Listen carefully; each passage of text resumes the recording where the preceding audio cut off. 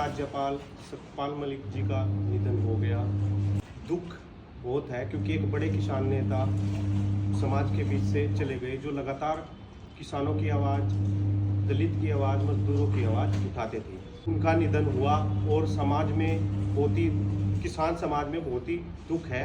और सबसे बड़ा दुख तब हुआ जब उनको उनके अंतिम संस्कार पर कोई राजकीय सम्मान नहीं दिया गया। उससे समाज काफ़ी दुखी हुआ और कई जगह पर इस चीज़ का काफ़ी विरोध हुआ और समाज में रोष भी है। उसी को लेकर चर्चा करने के लिए आज हमारे साथ मौजूद है शामली के बड़े किसान नेता विनोद नरवाल जी। हम उनसे बातचीत करेंगे कि सरकार का ये फैसला कैसा रहा। राम राम जी। जी चौहान साहब, राम राम। देखो, जो सतपाल मलिक जी हैं हमारे बीच में नहीं रहे। एक बड़े नेता थे, वे राष्ट्रीय नेता थे। वे राज्यसभा में भी रहे, लोकसभा में भी रहे, विधानसभा में भी रहे। छात्र राजनीति से उनका शुरुआत हुई थी। एक किसान नेता थे, वे किसानों का दुख दर्द में समझते थे।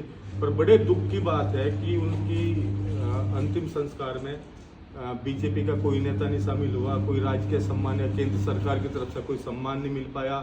और बड़ा दुख जहाँ किसान और बिरादरी को है कि जो ये केंद्र सरकार या बीजेपी वालों ने करा, क्योंकि उन्होंने बहुत करा। 370 धारा उन्होंने हटवाई जम्मू कश्मीर से, 35 से उन्होंने पुलवामा पे भी मैं बोल रहे। उसके बाद में किसान आंदोलन था, प्रधानमंत्री से भी उन्होंने दो हाथ लिए, किसानों के पक्ष में आवाज उठाई। लेकिन बड़ा दुख है कि आरएमएल के एक अस्पताल के एक कमरे में, छोटे से कमरे में, आधे घंटे में उनका शरीर बाहर निकाल दिया। जब उनका देहांत हुआ उसे कमरे से बाहर निकाल दिया।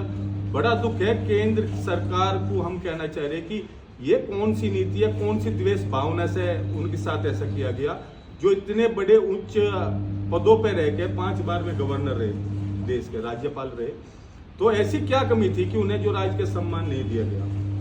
बड़ा दुख है इसमें। और मैं ये कह रहा कि जो वहाँ पे चौधरी गए थे, चौधराट गए थे, इन्हें भी बात नहीं। आज जो हमारे सत्यपाल जी जो हमारे अब शहीद हुए हैं, तो वहाँ तो दिल्ली में पैर रखने की भी जगह नहीं होनी चाहिए। वो किसान पुत्र थे, किसान परिवार से जुड़े हुए थे। उन्होंने किसानों की बात को हमेशा रखा। और जो ये अंधभक्त कहते हैं कि ये सरकार के खिलाफ बोलते हैं, हम सरकार के खिलाफ नहीं है, लेकिन सरकार की नीतियों के खिलाफ हम आवाज उठाते हैं, उठाते रहेंगे।